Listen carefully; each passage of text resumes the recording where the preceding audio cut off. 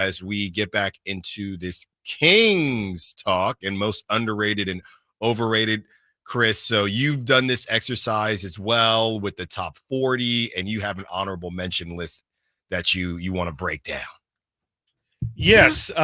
So first off, on the underrated, overrated, I've on my social medias over the weekend or over my vacation, I decided to put out on Twitter, on the Twitter machine, that a popular trend that I've been seeing. I saw it in Viking circles. I've seen it on a couple other sport page Reddits as well. And I thought it'd be a fun exercise for the Sacramento Kings to go day by day and try and get a poll of people in my comments section going over day by day. We've already done most underrated, most overrated. Today we are voting on the best Sacramento King of all time. Tomorrow it'll be the worst Sacramento King of all time. There's going to be some other fun ones like funniest king, best perimeter defender, most athletic, best in the post, those kind of things. So you can go, I'll self-promote here and self-plug. You can follow my Twitter page at Chris M. Watkins to go be a part of that. And every single day at around 9 a.m., we'll be revealing what the result from the previous day was. And so far, we've done two. Like I said, we've done most underrated and most overrated Sacramento Kings of all time. And the polling, don't get mad at me, get mad at the fan base, get mad at the polls. On day one, for the most underrated Sacramento King of all time, we got one Kevin Martin, kind of ran away with a lot of the votes. And then on day two, we made things a little bit tight. Can't lie, nobody wants to go on record and say, oh, I know everybody loved this guy, but I actually think he's pretty weak. For the most overrated Sacramento King of all time, and I promise I had no say in any of this. I just did what the people wanted.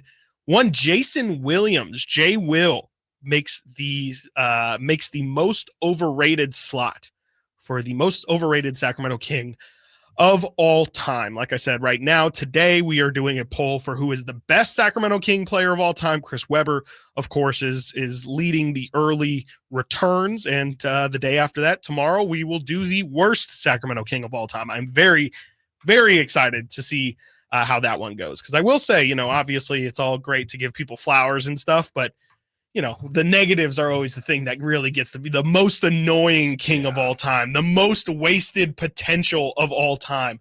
That's really going to get the people going. So I'm excited for those. You can, again, go vote on that on my Twitter page at Chris M. Watkins. Are you sure you had nothing to do? Because you not a single thing. I didn't even I didn't narrative. Put options, nothing.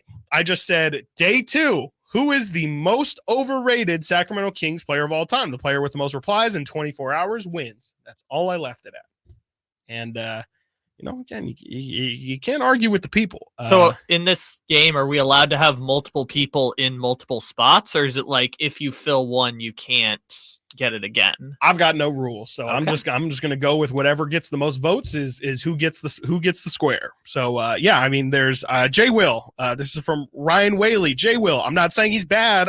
I'm just saying I've had quite a few people tell me he's better than Fox. He was a good player with great highlights, but people act like he was an all-star. Boy, that sounds like I wrote that. That literally sounds, did you write that? I did not write that. Ryan Whaley on Twitter wrote it. Run with Fox, said Jason Williams. Let's see here. There was a couple Never Nervous. There was a couple DeMarcus Cousins in there. Jay Will, this is from Clemente. Jay Will, dude was amazingly spectacular, but erratic a lot of the time. Alex says, Jay Will, easy. Jay Will, and then somebody puts the Michael Scott, like gritting his teeth, like, ugh. And I think that's how a lot of people feel. Nobody wants to admit it, but it just is what it is. Somebody put Yorgos Papagiannis. That's obviously a joke. Rudy Gay got a vote. Chris Webber did get a vote. Tyrese Halliburton got a vote. But yet again, the people decided that Jason Williams is the most overrated king of all time. And just for those wondering at home, some of the others receiving votes for the most underrated, you had a couple Marcus Thorntons. You did have a couple Domantas Sabonis in there, which I think is interesting. And a lot of those people more made note of from the national media perspective. Definitely agree with that. But Kevin Martin really did run away with that one. So there you go. Most underrated and most overrated. And as the week goes on, we'll definitely update the radio listening audience as to how those polls are going. But yet again, as we said, Whitey and Drapes are hosting I'm going to call it hosting, a top 40 Kings of all time list this week, which definitely want to go check that out on the drive, guys, every single day. And I believe, we'll ask Whitey when he comes in later. I believe today they are doing honorable mentions, and I was honored to be one of those that was selected to make my own top 40 list to be submitted for their, I think they really have like 15 to 20 people putting these lists together. So they're really going to get a good gauge as to how the top 40 Kings is laid out. But I decided to reveal some of my honorable mentions. And again, throughout the week, I think we can share just exactly how my list looks. But these are some of the honorable mentions, the guys that I really, really wanted to put on my top 40 Kings of all time. I just couldn't find a slot for them. And maybe I'll describe a little bit as to why I left them out, but I think it's mostly just important to get these names out there. Honorable mentions from my top 40 list that just missed the cut. Francisco Garcia. I actually did have Francisco on my list, and then I realized I forgot somebody and had to move everybody down one spot. So unfortunately, Francisco Garcia couldn't make my list. I had Darren Collison on my list. He was a King for, I think, longer than people realized. And really just the numbers were undeniable that he should have been one of the top 40 of all time. I just didn't feel like he really deserved to be on the list. Beno Udrith is another one that felt that as well. He obviously was the Kings point guard for the year in which they won. What was it like? I think it was under 20 games, 17 games or something like that. Beno had a great season, and I think a lot of people remember it fondly, but just not really making the cut for top 40 Kings. Marcus Thornton was probably the toughest one to leave off the list. Again, he got some most underrated Kings of all time votes. I think that definitely fits with me not putting him on my list. And this is the only one where I'm going to reveal that I do have somebody on my list. And I will say this is one where, you submit anything like this, a top 40 list, you're immediately going to send it in and then say, oh, I should have done this, or I should have put him higher, should have put him lower. This one's eating at me. The second I submitted my list, I sent it over to Frankie and Brendan just to kind of proofread and make sure I wasn't tripping on anything.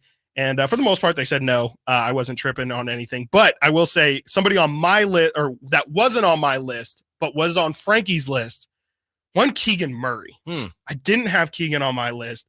And I will say it was a direct 1-for-1. I had to pick one. And I'm really disappointed in my one. I did put Tyrese Halliburton on my list, and I really shouldn't have. Looking back at it, there really isn't. I kind of just wasn't thinking about Keegan. It doesn't, he's year 2 of his career. I wasn't thinking long term. I was just thinking more past than future. But yeah, looking back at it, there's no reason to not have Keegan Murray on your list if you have Tyrese Halliburton. He's had a better 2 years. Tyrese was here for a year and a half, and Keegan's been here for 2 full seasons, and there's not really many ways to slice it besides Keegan's numbers are just better than Tyrese's. And you could definitely say the impact that Keegan's had, and also the fact that Keegan was in the playoffs and had a great play-in game as well. I would say that definitely puts Keegan, to me, above Tyrese Halliburton in the all-time Kings list. But unfortunately on my list, I did have Tyrese. I can't believe you had Tyrese. I didn't want to. Very Let me tell you, surprising. I didn't want to, but I will say he's close to 40 is what I will say.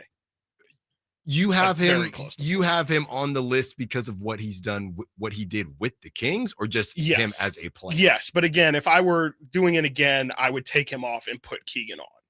But I was more looking back and not looking in the more recent seasons. And I was like, there's also a part of it where it's like, okay, this list is not for me, even though this is my personal list. This is a list trying to get the most scientific answer to a question. And I am trying to put my biases aside.